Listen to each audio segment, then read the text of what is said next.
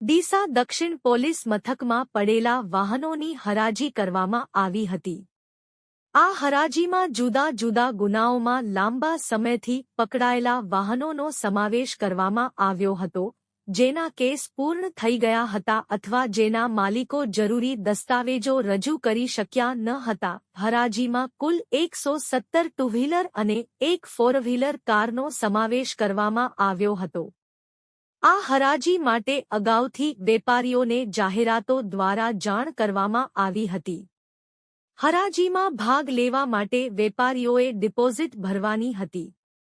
આ હરાજીમાં ગુજરાત ઉપરાંત દિલ્હી અને રાજસ્થાનના વેપારીઓએ પણ ભાગ લીધો હતો।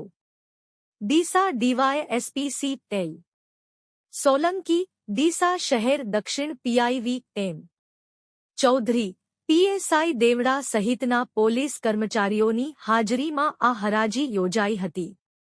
હરાજી પહેલા વેપારીઓને શરતો જણાવવામાં આવી હતી, જેમાં આ તમામ વાહનો રોડ પર દોડાવી શકાશે નહીં અને તેને ફરજિયાત સ્ક્રેપ કરીને જ વેચવા પડશે।